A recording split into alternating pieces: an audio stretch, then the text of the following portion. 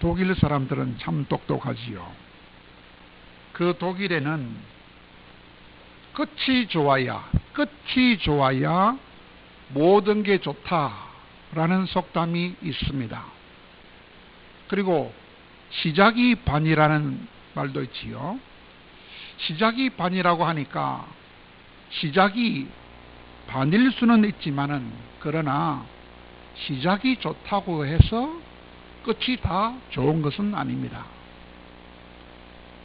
처음이나 중간에는 좋다가도 끝이 안 좋으면 그것을 좋다고 말할 사람은 없을 것입니다. 그림을 그릴 때도 처음이나 중간에는 잘 그려지다가 마지막에 그림을 망치게 되면 그것은 좋은 작품이라 말할 수 없을 것입니다. 또한 월드컵 알지요? 월드컵 할 때, 축구할 때도 초반과 중반에는 잘 나가다가 마지막 5분을 버티지 못해가지고 내리 골을 허용해버리면 패배하게 되는 것입니다. 이와 같이 우리가 무슨 일을 하든지 간에 제일 마지막이 정말로 중요합니다. 유종의 미를 거두는 것이 진짜 성공입니다. 그러므로 끝이 좋아야 모든 것이 좋아지는 것입니다. 마지막이 좋아야 참된 성공이라고 말할 수 있습니다. 1980년에 중남미에 내전을 종식시켜서 세계적인 존경을 받았던 사람이 있습니다. 세계적인 존경을 받았어요. 그래서 노벨 평화상도 탔어요. 그리고 10년 동안 2번이나 대통령을 지낸 사람이 있습니다.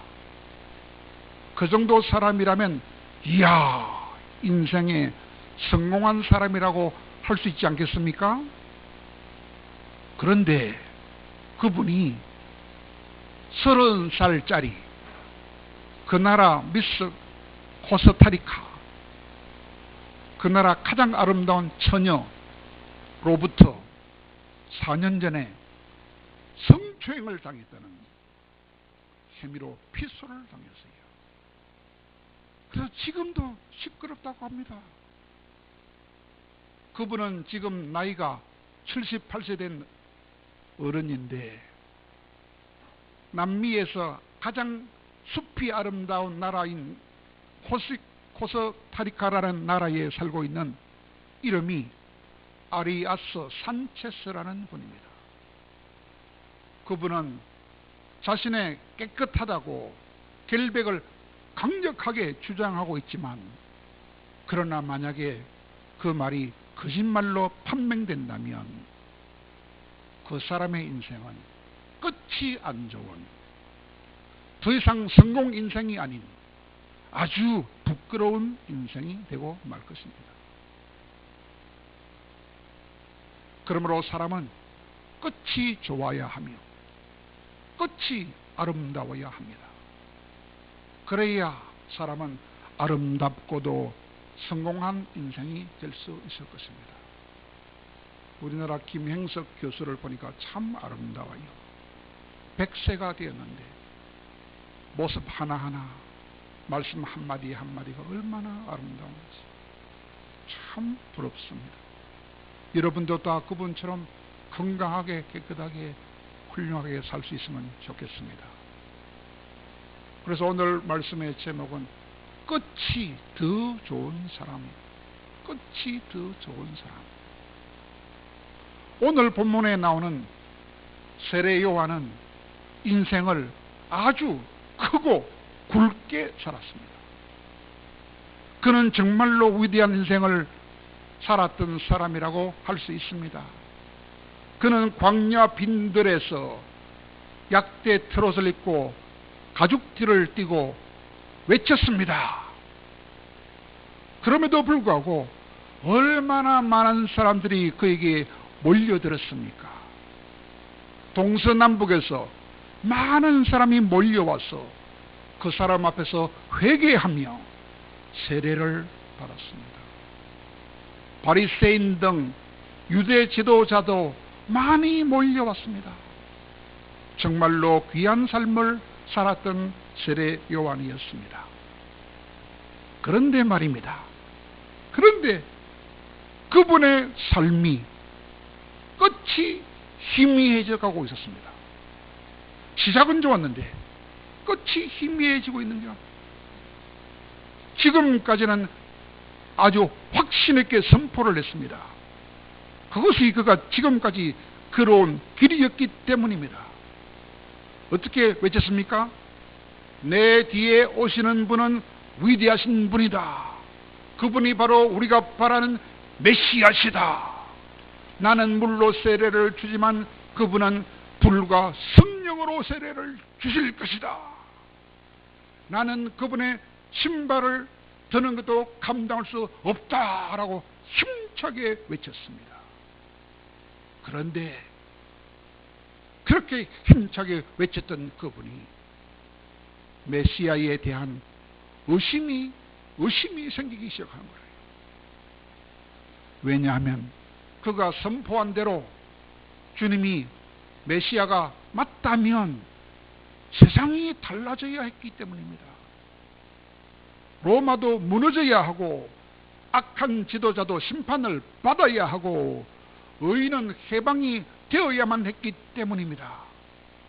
그런데 그때까지 이스라엘을 괴롭히던 그 로마는 여전히 건재하고 있었으며 또 악한 사람들도 여전히 득세를 하고 있었으며 의인들도 여전히 고통을 받고 있었으며 자유는 주어지지 않고 있었기 때문입니다.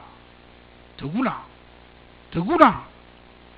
메시아와 의를 외치며 살아온 요한 자기 자신도 지금 영광을 누리지 못하고 영광은 그냥 감옥에 갇혀 있었기 때문입니다.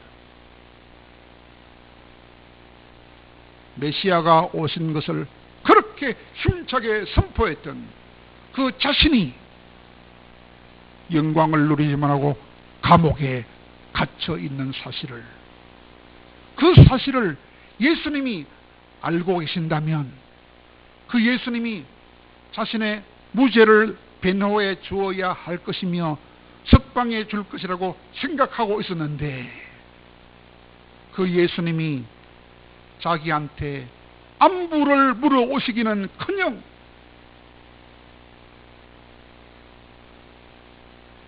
아무런 조처도 취해주지 않았기 때문에 세례 요한은 얼마나 섭섭하고 얼마나 실망하지 않았겠습니까? 그래서 세례 요한은 감옥에 갇힌 채로 자기 제자들을 예수님한테 보내서 질문을 해야 했던 것입니다. 당신이 진짜로 오실 메시아가 맞습니까? 아니면 또 다른 메시아를 더 기다려야 합니까? 그렇게 질문을 했던 것입니다. 세례 요한의 끝이 얼마나 흐려지고 있습니까? 얼마나 세례 요한의 믿음이 흔들리고 있습니까? 주님을 바라보고 보라 세상 죄를 지고 가는 하나님의 어린 양이로다라고 선포하면서 이제는 내 사명은 끝났으니 너희들은 이제 그 주님을 따라가라 라고 계속 말해야 하지 않겠습니까? 그런데 그리하지 않았습니다. 자기 제자들을 보내서 그 예수님을 의심하면서 예수님 당신이 진짜 메시아가 맞습니까? 다른 메시아를 진짜 메시아를 기다려야 합니까? 라고 의심하면서 질문을 했던 것입니다. 이것은 세례자 요한의 인생의 가장 큰 위기였습니다. 그가 전했던 메시아가 아닐 수도 있다는 말입니다. 정말 그렇다면 그의 인생은 도대체 무슨 의미가 있겠습니까?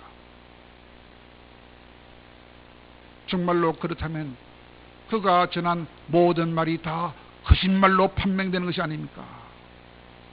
그러나 정반대로 그가 전한 대로 예수님이 진짜 메시아라면 그는 메시아 되신 예수님 앞에 얼마나 큰 실수와 허물을 드러내는 무지막지한 인간이 되겠습니까? 그때 예수님께서 요한이 보낸 제자들에게 뭐라고 대답을 해주셨습니까? 너희들이 가서 너희들이 너희 선생 세례 요한한테 가서 너희들이 듣고 보는 것을 전해주어라. 무엇을 전해주란 말입니까?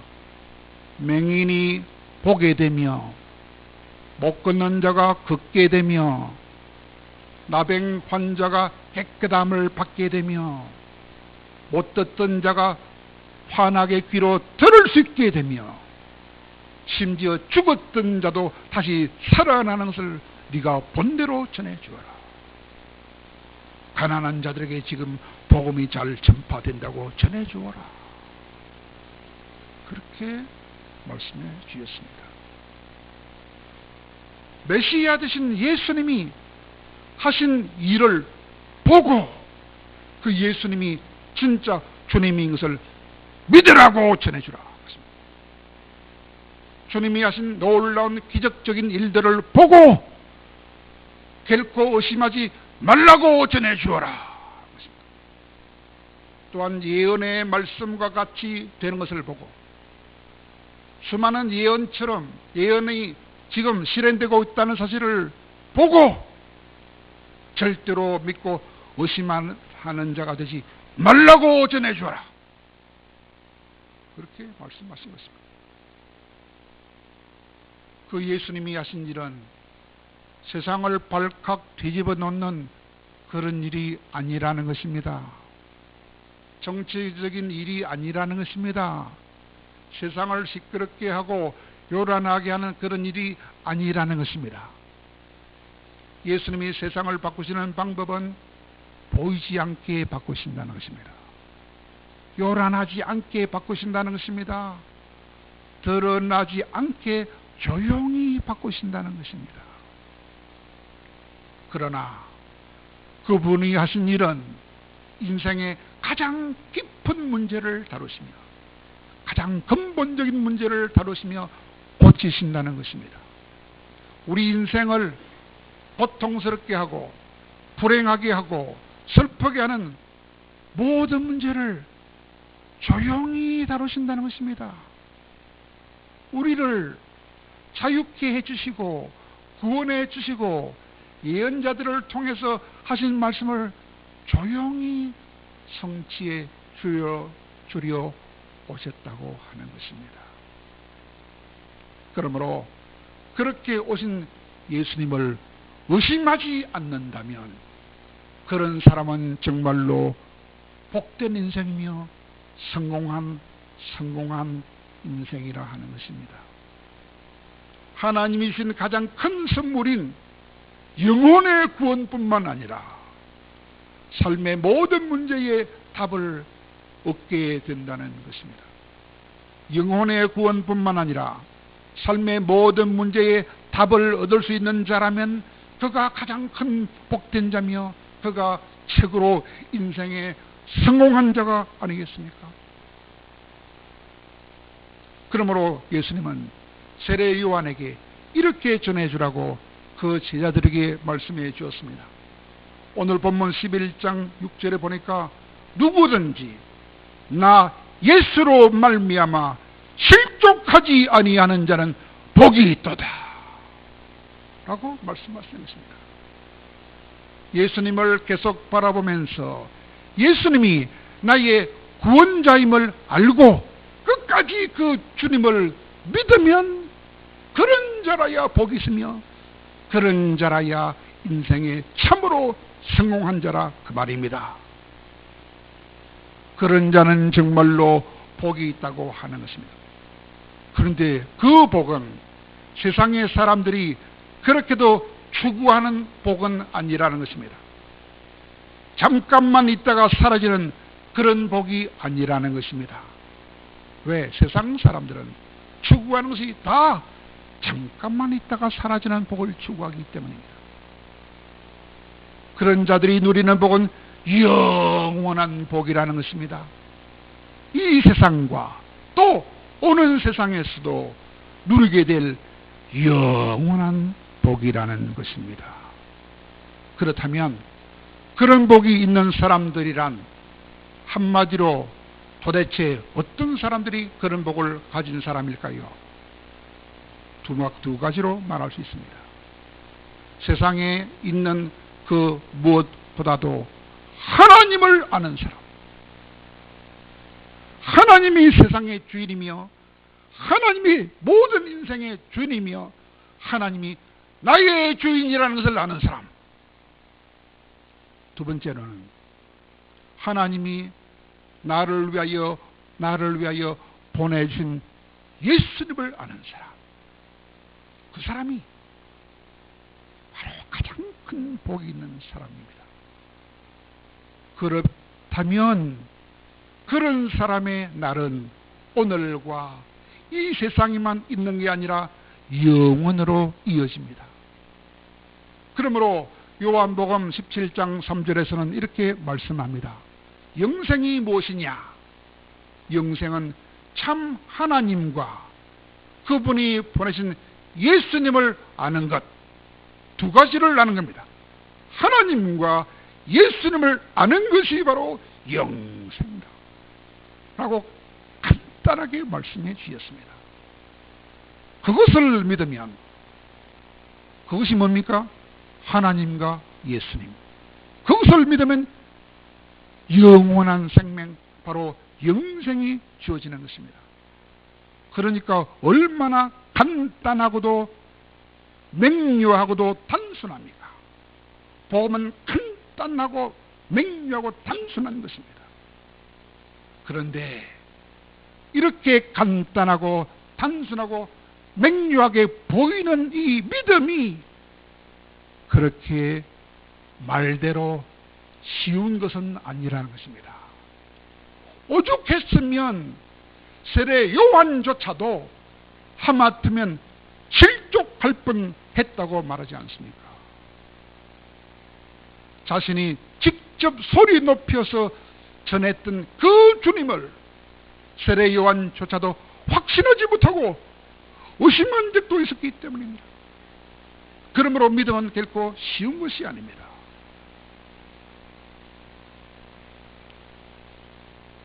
기적을 체험하고도 떠나는 사람 많아요. 기적을 직접 체험하고도 예수를 버리는 사람 많아요. 참 믿음은 쉬운 것이 아닙니다. 한국 교회가 지금 그래요. 수많은 사람들이 교회에 나와서 예수님을 찬양도 하고 기도도 하고 심지어 헌금도 많이 하다가도 예수 버리고 떠난 사람 많습니다. 입으로 예수를 시인한다고 천국 보장 못합니다. 사랑하는 여러분, 구원을 받는 것은 믿기만 하면 되는 것입니다. 진짜로 믿기만 하면 되는 것입니다. 그런데 그 진짜로가 어려워요. 가짜로가 되기 쉬워요. 믿기만 하면 된다고 아주 간단하고 단순한 것이지만, 그러나 예수님을 진짜 나의 주인으로 바로 알고 주인으로 바로 섬기며 믿는 것은 그렇게 쉬운 일이 아닙니다. 속으면 안 돼요. 스스로 속을 수도 있습니다. 내가 잘 믿는다고. 믿음은 참으로 신비한 것이라고 밖에는 말할 수가 없어요. 얼마나 믿음은 큰 신비인지 모릅니다. 그냥 믿는 것이 아닙니다. 그냥 믿어지는 것이 아닙니다. 오직 하나님의 놀라운 은혜를 입은 자들만 진짜로 바로 믿을 수 있는 것입니다. 우리 힘으로 믿을 수 없어요. 내가 눈을 비비고 살피고 또 확인하고 해가지고 아 그렇구나 이성적으로 합리적으로 이해가 되어서 믿는 것이 아니라는 것입니다. 머리가 좋다고 잘 믿는 것이 아닙니다. 머리가 나쁘다고 못 믿는 것이 아닙니다. 믿음은 오로지 하나님의 절대적인 은혜입니다. 그것을 알면 교만할 수 없습니다. 내 자랑 한마디도 할 수 없습니다. 오직 하나님의 은혜로서 예수님이 나의 진짜 주인이 되는 것을 믿을 수만 있다면 그것이 진짜 복이며 최고의 복이라는 것입니다. 그러나 그리 되기가 쉽지가 않습니다. 그러나 그렇게만 되면 어떤 복이 옵니까? 간단하게 세 가지 복이 올 수 있습니다. 그렇게 진짜로 믿어지면 전능하신 하나님이 그들의 행복을 보장해주는 하나님의 자녀가 되는 것입니다. 또 하나는 영원한 행복인 영생을 보장받게 되는 것입니다. 또 하나는 그들은 이 세상에서도 항상 안전한 삶을 보장받습니다. 무슨 안전? 영적인 안전. 순교를 당하여 목이 잘리는 그 순간에도 영적으로 안전을 보장받는 것입니다.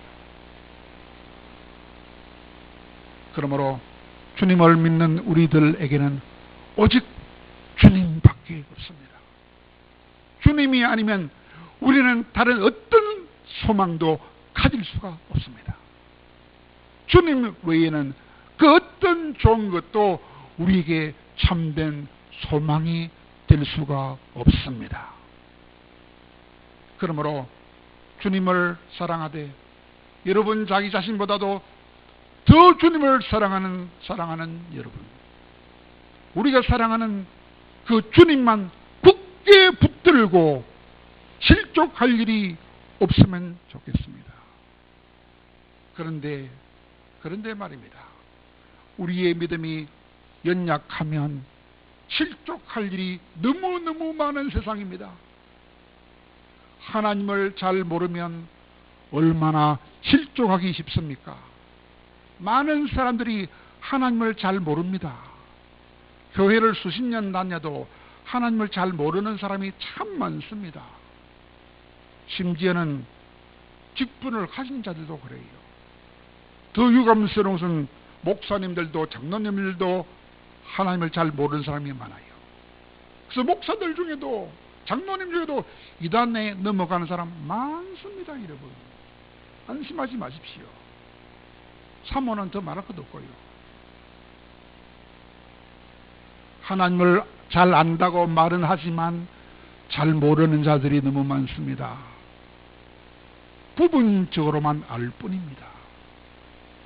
하나님은 화려하게 드러내지도 아니하시고 조용하게 계시면서 조용하게 자신을 드러내시기 때문에 그렇습니다. 그러므로 많은 사람들은 예수님의 외행적인 모습만 보고 시험에 들 수밖에 없습니다. 그런 예수님을 향하여 돌을 던졌던 십자가에 매달았던 예수님 당시에 하나님을 제일 잘 믿는 종교 지도자들이 그래서 실족하지 않았습니까? 하나님을 알았더라면 그 바리새인들이 십자가에 매달았겠습니까? 하나님이 하시는 일들을 부족하기 짝이 없는 인간의 기준에 맞춰서 판단했기 때문에 그렇습니다. 그러므로 여러분 절대로 판단하지 마십시오. 남을 판단하지 마십시오. 하나님은 더욱더 판단하지 마십시오. 그러면 크게 실족합니다. 그것만이 아닙니다. 그 외에도 우리를 실족하게 만드는 일이 얼마나 많은지 모릅니다. 왜? 세상이 틈만 나면 교회를 공격합니다. 세상이 틈만 나면 믿음을 공격하기 때문에 실족하기가 너무 쉬운 것입니다. 세상이 화려한 문화를 가지고 당장 이루어지지 않는 구원에 대하여 도전장을 내기 때문에 우리는 실족하기 쉬운 것입니다. 기도하다가도 내 생각대로 당장 응답이 오지 않으면 낭망하고 실족하기 쉽습니다. 선한 일을 하다가도 즉시 결실이 없다든지 남이 나를 알아주지 않으면 또 실족하기 쉽습니다.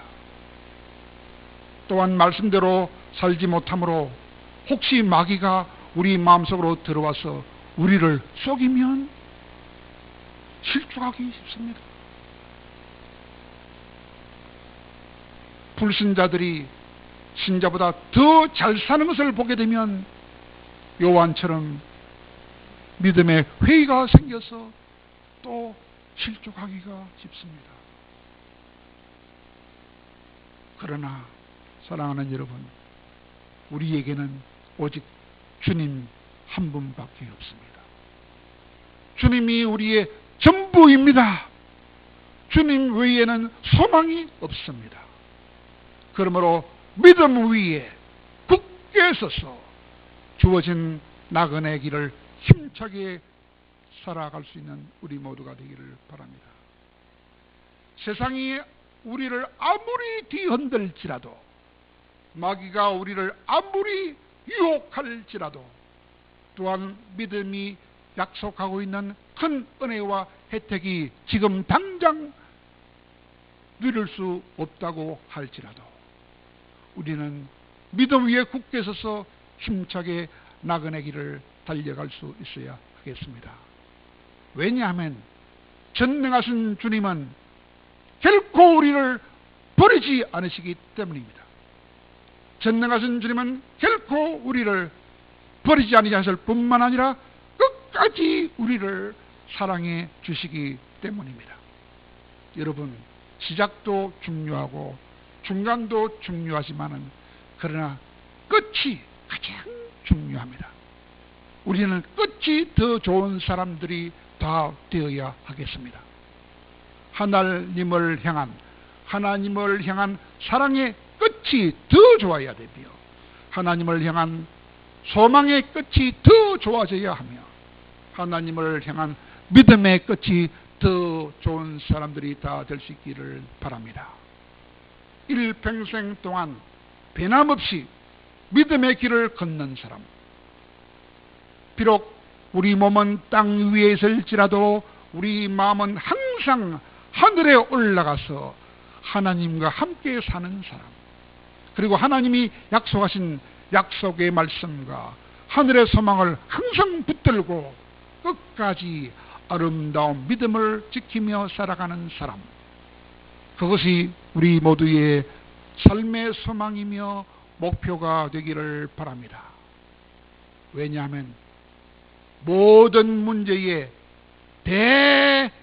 대해결사가 되시는 그 주님은 지금 당장 우리가 할 수 없는 것들과 우리의 약한 것들과 고통받는 것들과 우리를 슬프게 하고 근심하게 하는 모든 것들을 때로는 당장에 고쳐주시기도 하시지만 때로는 점차로 고쳐주셔서 참된 평안과 참된 기쁨을 영원히 누리게 해주실 것이 분명하기 때문입니다.